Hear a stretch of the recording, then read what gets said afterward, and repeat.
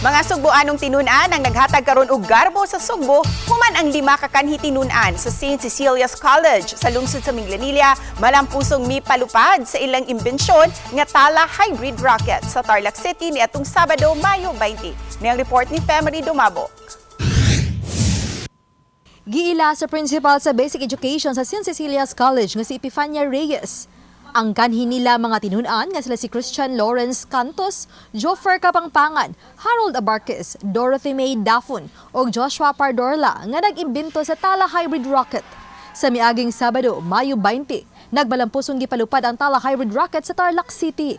Matod sa principal nga ang 5 kanhi nila mga tinunan maoy nag-conceptualize og nag-imbento sa low-cost, high-performance hybrid rocket niadto pang tuig 2018 sa dihang mga tinunan pa ang 5 sa junior high school sa St. Cecilia's College. Ang ilang mga professor nga sila si Wilfredo Pardorla Jr. ug Almida Plarisan mo'y gaabag kanila. Matod ni Reyes nga sa miaging Biyernes, Mayo 19, gihimo ang launching apan upat kahigayon na palyar kini tungod sa kainit sa panahon.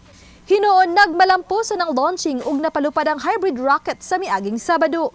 The most thrilling part because Tala, the hybrid rocket, had really a very amazing launch. It's to split second. The speed is like the speed of light. Uban ni Philip Patricio Grod Prado, Femery Dumabok.